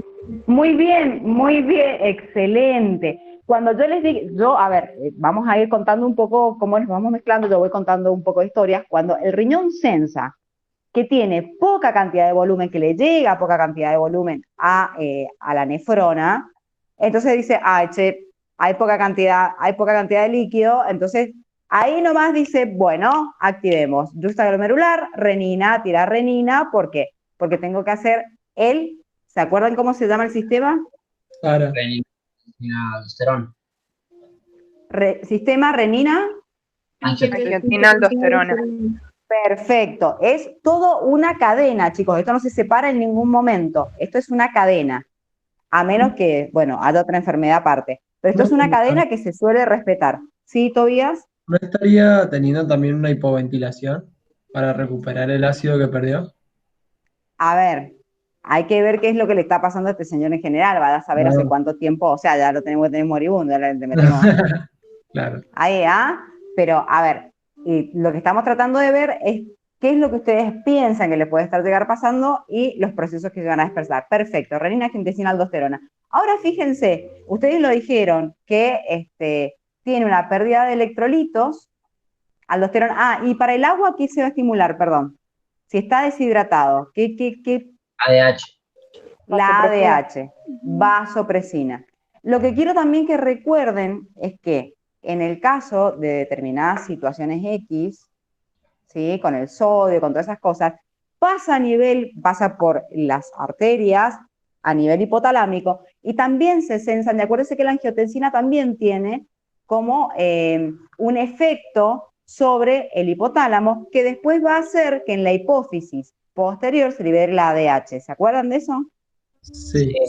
Bien, entonces, todo este mecanismo va a estar ahí. Ahora fíjense, tiene pérdida de protones y tiene pérdida de bicarbonato.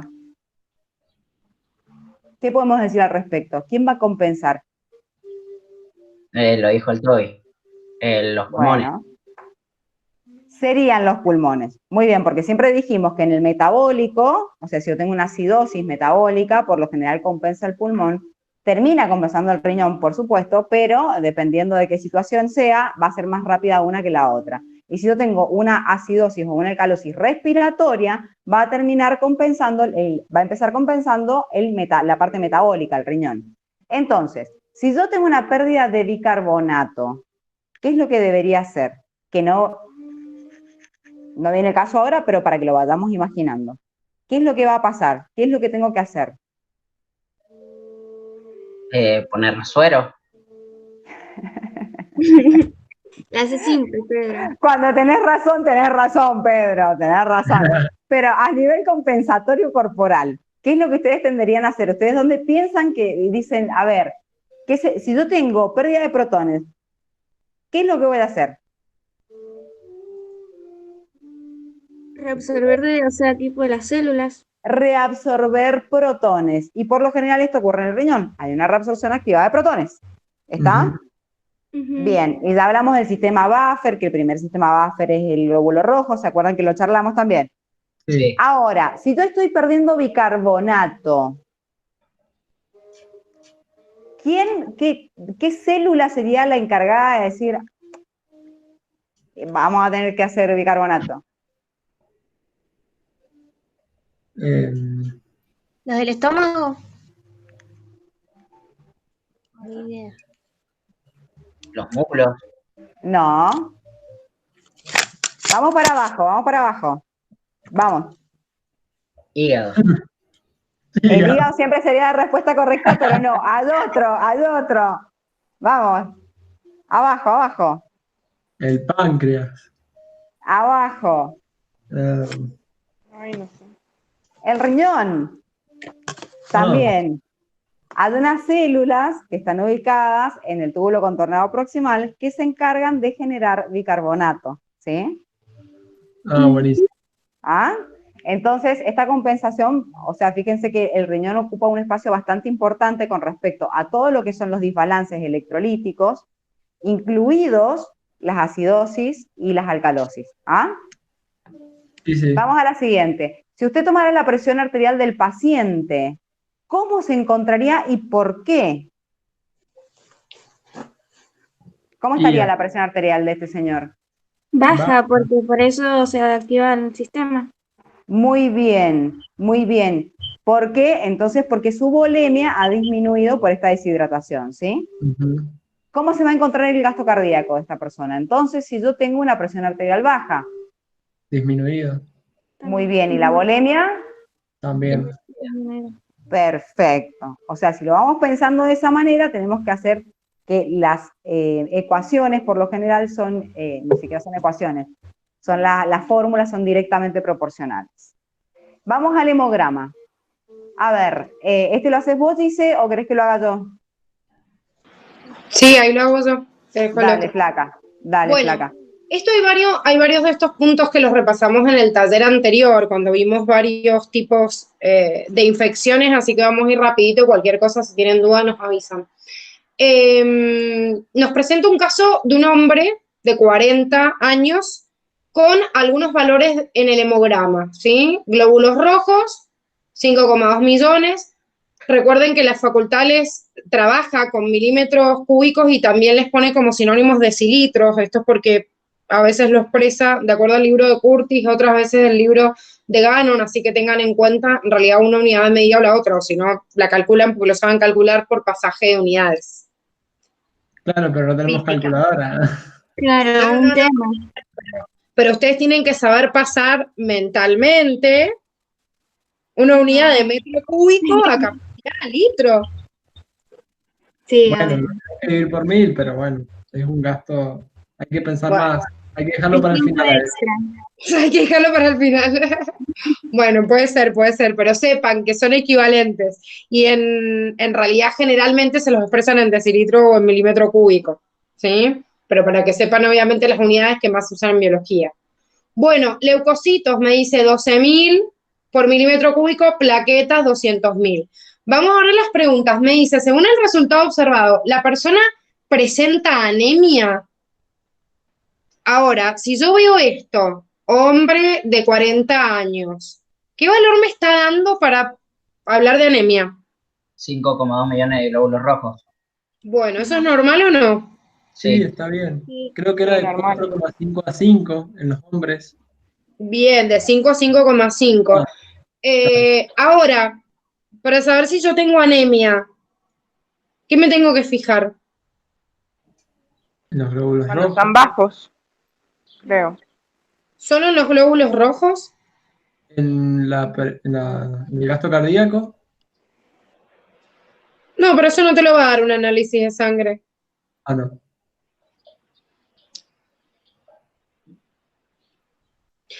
Hay existen varios tipos de anemia, pero hay dos tipos de anemia que ustedes vieron en circulatorio, porque después vieron otras dos más de origen genético. Ajá. Bueno, Lo- dentro de los factores cardiovasculares, ¿por qué yo puedo tener anemia? ¿Porque me falta qué? Hierro. Bueno, porque me falta hierro, ¿y en dónde está el hierro? En la hemoglobina. Bien, o sea que si yo tengo una cantidad de hemoglobina más baja que lo normal, puedo suponer que hay una anemia ferropénica. Y si no, ¿qué otro componente puede influir también, o sea, puede producir anemia? la hemolítica. Bueno, esa es otra que vimos en respiratorio, en realidad, aparte de circulatorio, Ah, que va a ocurrir en realidad por destrucción también de los glóbulos rojos. ujú. ¿Qué más? Que lo vimos en circulatorio y también en digestivo. ¿Qué otro factor puede producirme anemia? Los glóbulos blancos. No, los glóbulos blancos Falta de- intervienen en la defensa. ¿Alguna falta de vitamina? Bueno, ¿qué vitamina? Es una vitamina B, Sí. 6 tal vez. No me acuerdo. Así Vamos como de a el poco, doble. pero vamos. Vamos de a poco, como el pero doble. vamos.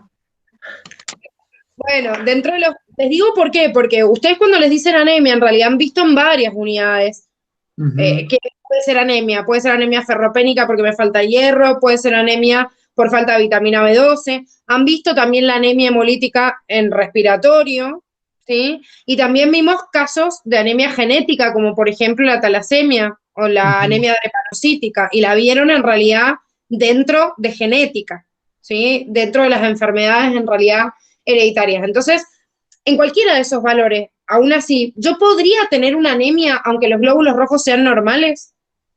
Sí. ¿Ya? Sí. Entonces, yo a esa pregunta voy a responder que los glóbulos rojos se encuentran dentro de parámetros normales, pero en realidad yo no podría afirmar si realmente hay una anemia o no, ¿sí? Tendría que analizar algo más, como por ejemplo, ver, no sé, el valor de la hemoglobina y ver si en realidad hay, ¿sí?, una cantidad adecuada de hierro, por ejemplo, para descartar una anemia ferropénica, y así en cada una de las demás. Pueden haber glóbulos rojos normales en cantidad, pero no en la forma. Entonces, en realidad necesito otros datos para asegurar que hay o no anemia. Después me decía cómo debería encontrar los resultados del hematocrito. Si me dice cómo deberíamos encontrar, y bueno, yo debería encontrar los valores de hematocrito dentro de los valores normales, porque el hematocrito, recuerden, que era un porcentaje que estaba calculado en base a los elementos formes de la sangre. ¿Cuáles son los elementos formes de la sangre? El plasma. No, Los ese era el glóbulos, otro. Glóbulos rojos, blancos y plaquetas eran. Bien. O sea, elementos formes tenemos 3: glóbulos rojos, plaquetas ¿sí? Y glóbulos blancos. Estos son los elementos formes. De acuerdo a la bibliografía, ustedes tienen que estos 3 parámetros me tienen que ocupar más o menos del 40 al 45%. ¿Sí? Y después el otro 55 a 60 es el plasma, la parte líquida.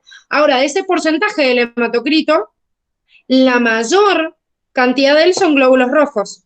De hecho, la bibliografía les dice del 98 al 99% son glóbulos rojos. Entonces, yo esperaría encontrar en este hematocrito que me haga un reflejo justamente de estos valores. Yo esto se lo copié en realidad de los valores normales, pero con que sepan que, a ver, yo calculo desde 40 a 45, estaría bien de acuerdo a la bibliografía que ustedes tienen, que es el hematocrito normal. En el caso, por ejemplo, de un hombre están estos valores, pero si no, ustedes como no lo tienen diferenciado en la bibliografía, con que digan tiene que estar entre el 40 y 45% sería un valor de hematocrito normal. Después me dice, ¿cómo se encuentran los glóbulos blancos del paciente si tenía 12.000 por milímetro cúbico? Aumentados. Bien, ¿cuál era el valor normal? 8.000 o 9.000, puede ser. 8, 9, o sea, 8.000. De 7 a 10, ¿no es?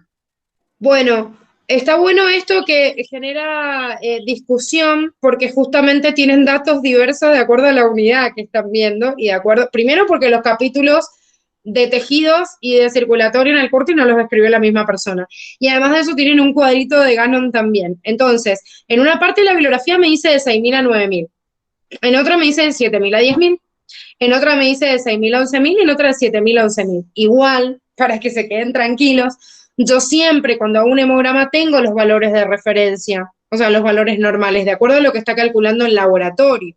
¿Sí? Siempre va a ir más o menos entre esos parámetros. De todas maneras, si yo tengo 12.000, puedo hablar de que están elevados de acuerdo a esos parámetros normales y el dato que más se repite en la bibliografía es de 6.000 a 9.000. Así que si tengo 12.000, voy a tener infectado y me dice cuál podría ser la causa. Y la causa, ¿cuál podría ser? Si yo tengo glóbulos blancos. ¿Ah? Una infección. Bueno, yo les hago una pregunta. Si yo tengo, por ejemplo, una alergia, ¿qué glóbulos blancos aumentarían? Basófilos. Bueno, ¿y voy a ver un aumento en los glóbulos blancos totales si yo tengo un aumento de los basófilos? No. Es medio difícil, porque ¿qué porcentaje ocupan los basófilos? 4%. Ay, no te escuché. 4%. Eso es como mucho. 1%. Era el 0 al 1%, chicos. Así que imagínense que si de todos los glóbulos blancos totales yo tengo un aumento de mucha cantidad de los basófilos, igual cuánto va a impactar en el total. Generalmente cuando yo tengo un aumento de los glóbulos blancos hay una infección porque hay 2 de los glóbulos blancos que son los más abundantes en la fórmula leucocitaria y yo voy a ver ese aumento total. ¿Cuáles son esos 2 tipos? Los neutrófilos. Bien, neutrófilos. ¿Y quién más? Los macrófagos.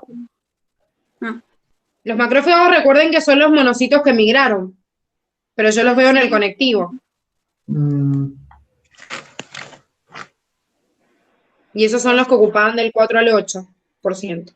Eosinófilos. No, también había muy poquitos. ¿Cuáles eran los glóbulos blancos que eran más abundantes después de los neutrófilos? Linfocitos. Bien, los linfocitos. O sea que si yo tengo un aumento de los linfocitos o un aumento de los neutrófilos, va a ser significativa la cantidad total de los glóbulos blancos que aumentan. Entonces, esta distinción, que esto lo charlamos también en el taller anterior, no sé si se acuerdan, cuando vimos distintos tipos de infecciones, la variación que había en un aumento en una infección bacteriana y viral. Yo, si tengo una infección bacteriana, voy a tener más aumento de los neutrófilos, ¿sí? En el cuadro agudo es lo primero que va a aumentar porque son células fagocíticas, se van a tratar de comer a todas las bacterias que puedan, porque aparte pueden por el tamaño. En cambio, si hay una infección viral, yo voy a tener un aumento de linfocitos. ¿Por qué? Porque los virus son parásitos intracelulares. Entonces, al estar dentro de la célula, en realidad el neutrófilo no lo puede fagocitar. En realidad no lo voy a encontrar, si van a subir otras variables, pero no en un hemograma, pero voy a tener aumento de las células que están infectadas por ese virus, que expresen en su complejo mayor de histocompatibilidad justamente que están afectadas. Entonces, ¿qué tipo de linfocito va a aumentar? el T citotóxico. Bien, los linfocitos T citotóxicos y las natural killer también, que son tipos de linfocitos T, ¿sí? No puedo distinguir entre el B y el T en el hemograma, pero sé que va a haber un aumento de linfocitos si hay una infección viral. Bueno, y en la última me decía cómo se encuentran los valores de las plaquetas. Si ustedes se fijan en el valor inicial, me decía 200.000 por milímetro cúbico, y esto estaría dentro del límite de la normalidad. También la bibliografía les dice en una parte 400.000 el valor normal, en otra les dice de 200 a 400, en otra les dice de 300 a 400. Siempre me tengo que fijar en los valores de referencia del laboratorio, pero en realidad está dentro de los parámetros normales. Ahora, me dice, ¿podría presentar hemofilia? Entonces, ahora me remito a esto. ¿Qué era la hemofilia? Cuando no coagula en la sangre. Bien. ¿Las plaquetas participan en la coagulación sanguínea? Sí. Sí. Bueno, ¿y yo puedo tener hemofilia porque tengo falta de plaquetas? Creo que no. Sí. Sí, bueno, también Tiene intervienen sentido, los ¿no? factores de coagulación, quizás estén ¿Sí? todas las plaquetas, pero algún factor no esté bien. Algún Perfecto, o sea que yo factor tengo que tener Ah, en cuenta esto justamente en el diagnóstico. ¿Y qué tipos de hemofilias nosotros vimos? Que sí tienen que saber. Ni la menor idea, profe. 8. ¿8 qué? Eso me estoy tratando de acordar. Creo que dice la del factor 8, cuando Pero faltan. viste, este número que te vino tiene un fundamento, ¿eh? Vieron que va guardando el cerebro así esa información. Nosotros vimos en genética un caso de hemofilia justamente ligada al sexo, que era por falta de un factor de la coagulación, que justamente es un factor antihemofílico, y es el 8, ¿sí? Así que bien, el 9 también es un factor antihemofílico, pero en realidad, si bien lo tiene nombrado más o menos en la cascada, en realidad después no les habla de un factor, o sea, de una patología, pero sí ustedes tienen que conocer la hemofilia por falta del factor 8 y que es una herencia ligada al sexo porque la hemos visto justamente en genética. Después pueden existir un montón de casos más, pero esa sí la tienen que conocer como patología puesta en la bibliografía. Yo le dije a la profe que el factor 8 no existía una vez.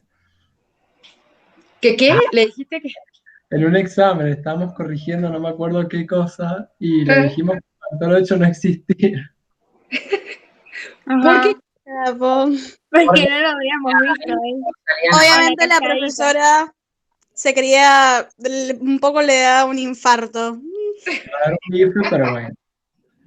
Ojo, igual que todos los factores existen, lo que pasa que por ahí, por eso tienen este cuadrito donde sale el complemento, porque por ahí se los describieron con un número y después le pusieron otro nombre. Como por ejemplo el factor 4. Si ustedes se fijan en la cascada, analizan así y dicen, no, pero el factor 4 no existe. ¿Quién es el factor 4 en la cascada de coagulación? Allá. Mucho gusto, no me acuerdo. Pasa palabra. Los recagué. El factor 4 es el calcio. Entonces se describe, los factores de la coagulación, a ver, como muchas cosas se describen, ¿por qué 1, 2, 3, 4? Por el momento en el cual se descubrieron.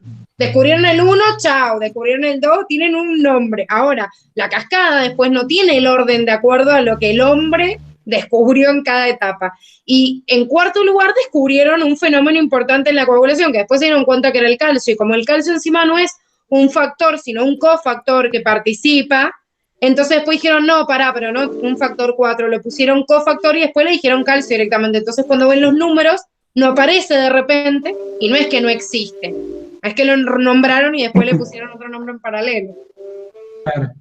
Claro, por ejemplo, hay otro factor que ustedes es el que van a estudiar en la facultad, que también les va a resultar, después les va a resultar más familiar, que es el factor 5, que provoca una enfermedad que se denomina el factor de 5 Leiden, que se llama, y que genera un tipo de trombofilia.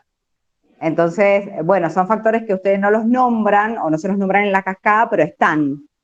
No, pero el 5 y el 8 ellos también los tienen que ver como cofactores. Salen Claro. No te explica mucho ni el nombre ni nada. Claro.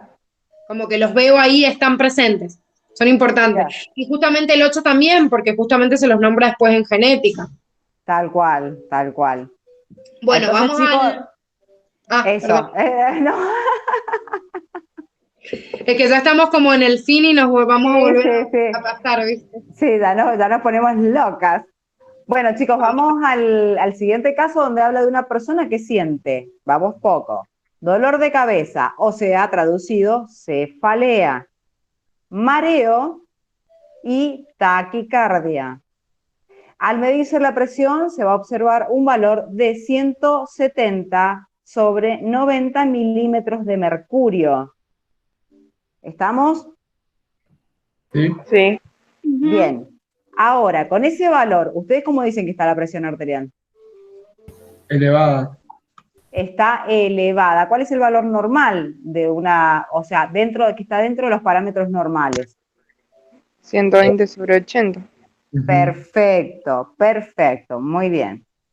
Dice, ¿qué hormonas se liberarían y qué procesos se estimularían? O sea, esta presión, este caballero tiene la tensión arterial aumentada. A ver, ¿qué es lo que sucede cuando aumenta la tensión arterial? El fan. Muy bien, el fan. ¿Y a nivel vascular, qué se puede llegar a liberar? A nivel de, por ejemplo, de los vasos sanguíneos. Óxido nítrico. Muy bien, el óxido nítrico. Entonces, el fan, ¿cuál va a ser la función del fan en el caso de que una... sodio. ¿Por dónde?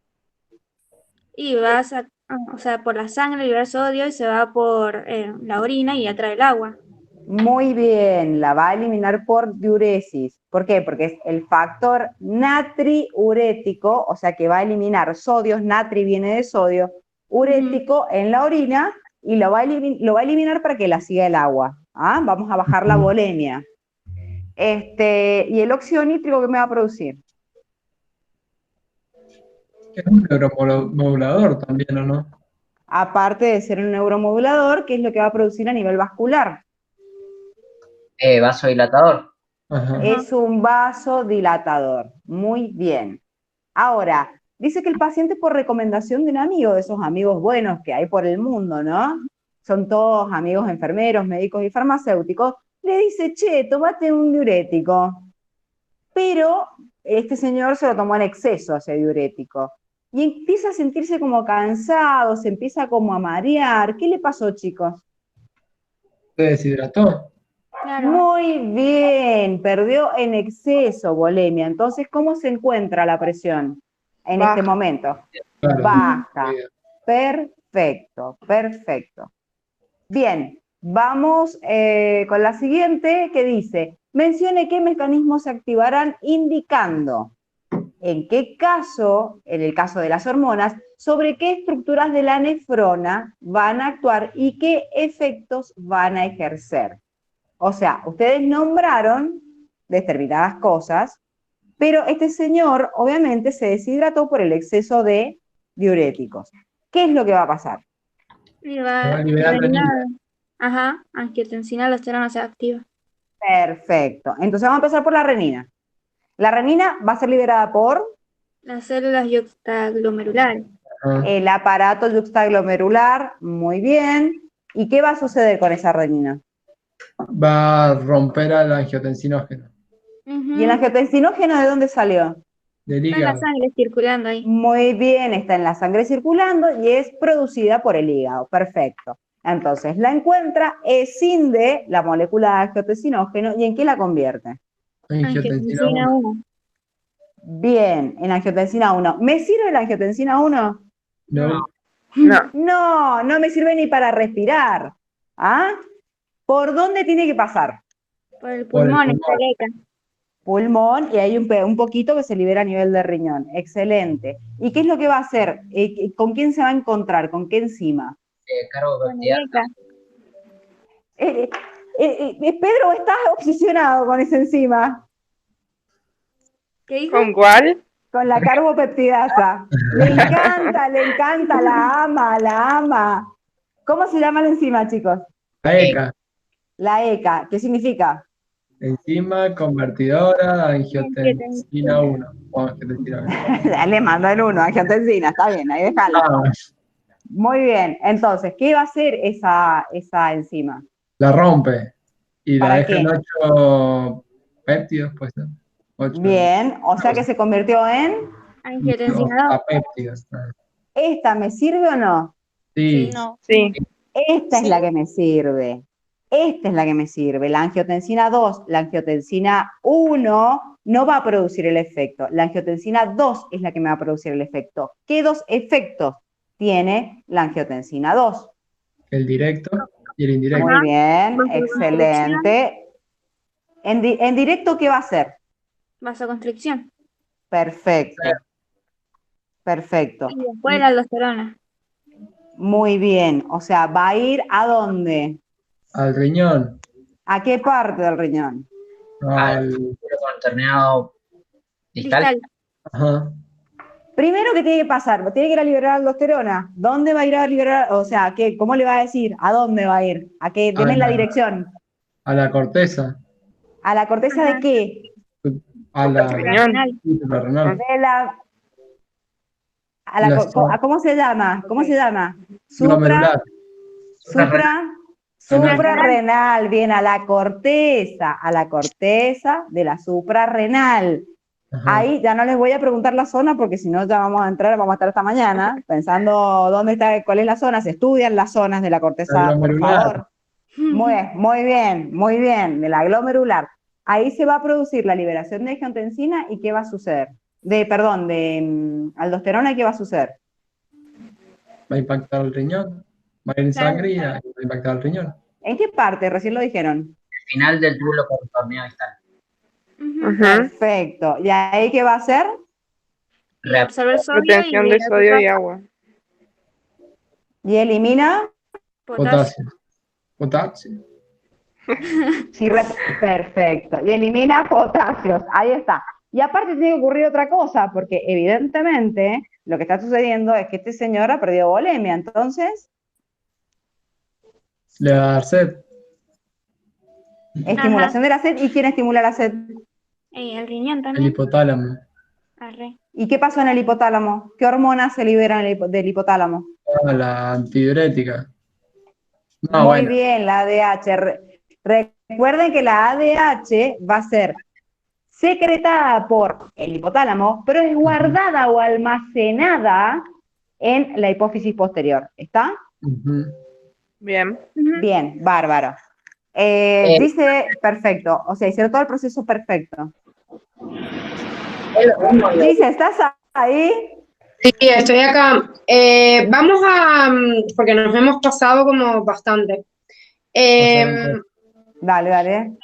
Les vamos a pasar cualquier cosa si tienen una duda en este punto, en el E, que en realidad les hablaba de una persona que tenía una hemorragia profunda, porque en realidad muchos de los efectos que estábamos nombrando los hemos estado trabajando ahora, sistema renina, angiotensina, aldosterona, o sea, los factores en realidad es mucho de lo mismo, por ahí el cálculo. Lo que yo sí les quiero hacer una aclaración importante, que en este punto también nos pide calcular el volumen de sangre total que se pierde en el accidente. La persona antes del accidente, si la persona pesa 80 kilogramos.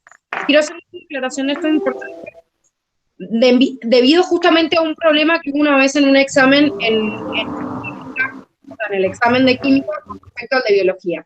Si yo me tengo que basar en la información que está en el cuadernillo de biología, sabemos que la sangre ocupa el 8% del peso corporal. Eso quiere decir que yo podría calcular, de acuerdo a eso, la cantidad de kilos de sangre que tiene una persona, porque hago una regla de 3.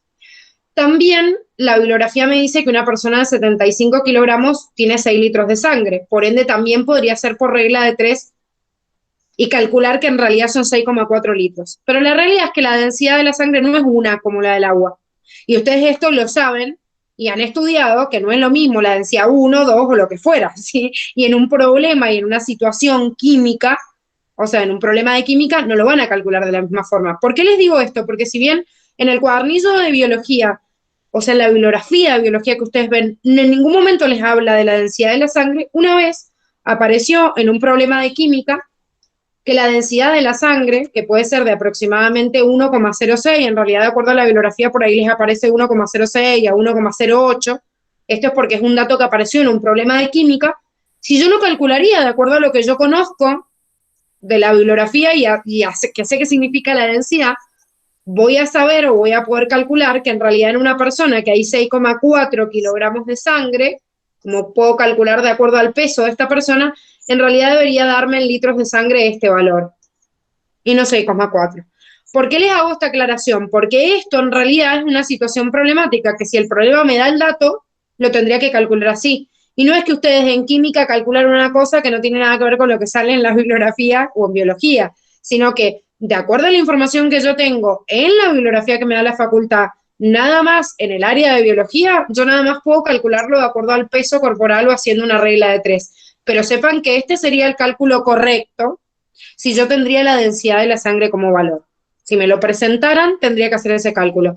Como generalmente en biología no nos dejan usar la calculadora, no nos van a dar un dato tan preciso y lo voy a contestar como una aproximación y diciendo, bueno, más o menos son los mismos kilos que los mismos litros, pero sepamos que esto no es así, ¿sí? Tampoco nos vamos a enemistar con todo el área de química y nos vamos a cagar de trompada a ver quién tiene la razón, ¿sí? Sino que tengamos en cuenta el dato.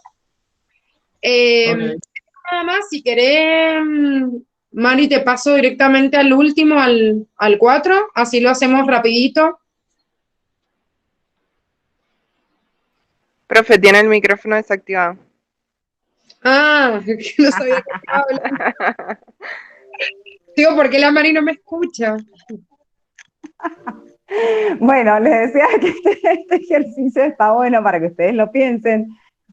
Cuando lo vayan a realizar, o le vamos a dar un pantallazo muy general, pero para que ustedes piensen en realidad cómo es el proceso en la parte respiratoria. Entonces, el trabajo que ustedes tienen que hacer es completar el texto que les van a dar del proceso respiratorio, y van a tener que tener en cuenta unas palabritas que se les ha puesto abajo como guía para tacharlas y después ponerlas en el lugar. No se olviden de tacharlas, que después se les repitan.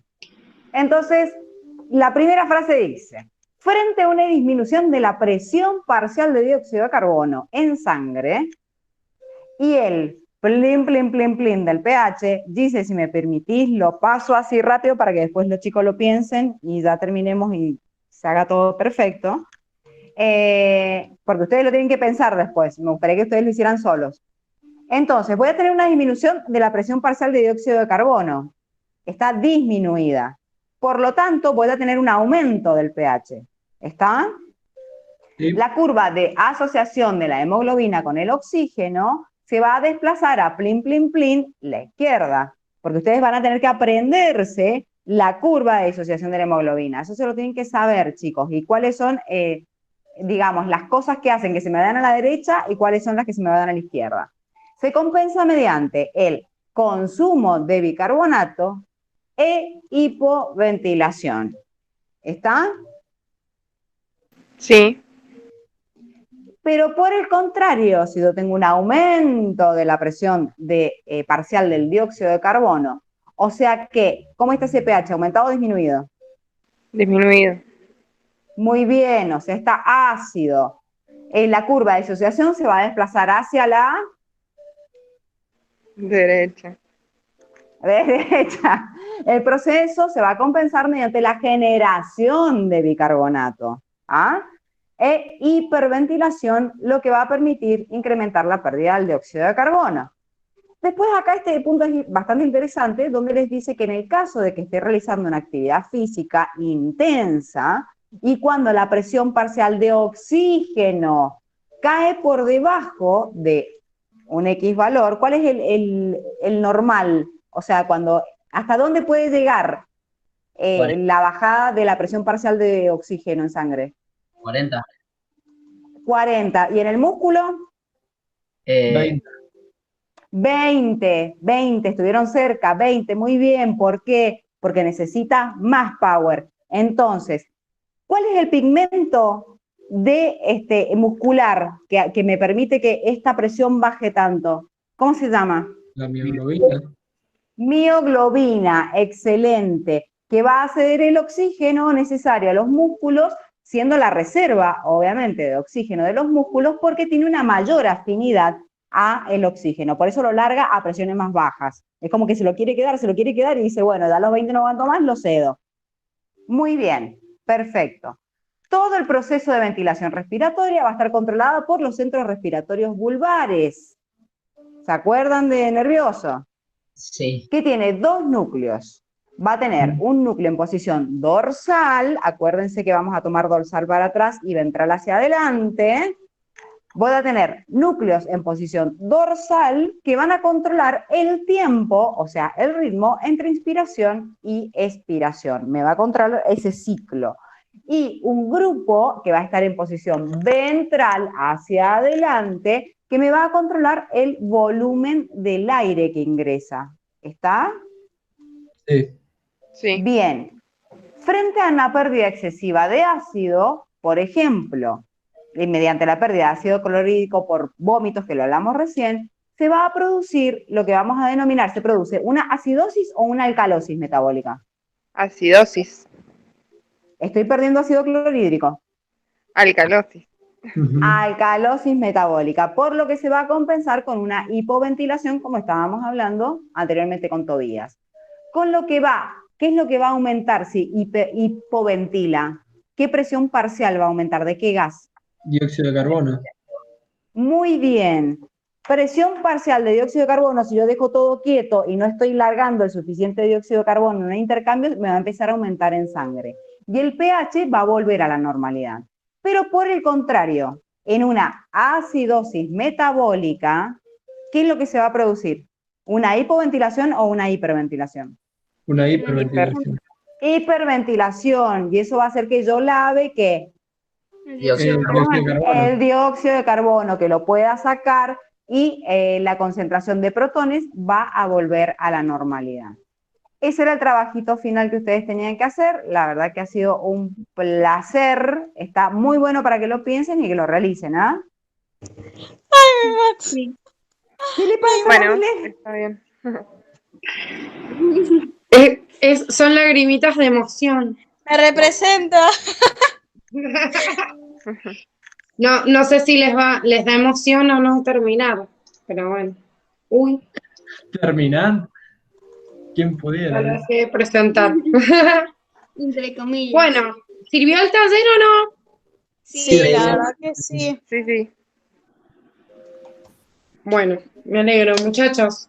Recuerden que este era el último, digamos, repasito. Yo no sé cuánto tienen. No, los chicos cuando rindan el integrador 3, Mari. Ya te Después de digo, tener dice el que... taller 4. Sí, pará, aguantame que lo tengo acá todo escrito, porque soy como las viejas que yo tengo que tener todo escrito. Bien, Un no, horror. Dale, Pero me dale. parece que sí, que tienen primero el taller 4. Lo que hicimos es partir todo biología humana en 2, por eso tenían este, y la semana que viene tenemos la resolución del 4, que eso obviamente están por separado en las dos comisiones, porque o les toca un día o el otro, porque lo que hemos hecho es que resolvamos el taller 4 y después tengan obviamente el integrador que se de clases, porque algunos nos rindieron fuera del horario, y lo corregimos y con eso terminamos. Traten de ponerle pilas, aunque yo sé que esta semana están como a full con física y la semana que viene van a estar a full con química porque son los dos globales que tienen y los primeros, pero la idea es que por lo menos en los horarios de clase, como han hecho hoy, le dediquen este tiempito a biología. Entonces hay algunas cosas que van quedando. Después en el receso tienen un tiempo para fijar un montón de cosas y mucho de ese tiempo lo ocupan en biología porque biología es la que más tiempo me lleva en repasar. Entonces está bien que le dediquen a pleno a física y química estas 2 semanas, pero con participar en las clases ya ayuda un montón. O sea, el hecho de por lo menos hoy no habían hecho el taller, pero el participar nos sirve en realidad para ir repasando varios contenidos que nos ayuda a que en el receso diga, bueno, esto ya está, ya lo vi en el taller, ya lo tengo más claro y no hace falta volverlo a repasar. ¿Sí? Genial. No sé si querés decir algo más, Mari. No, yo como siempre, o sea que es un placer compartir con vos los talleres, querida. Vos lo sabés, Amea, que a mí me encanta compartir los talleres con vos, porque es una piba que tiene una cabecita bastante interesante. ¿Qué tal? Se lo he dicho también, y te lo digo, te lo repito.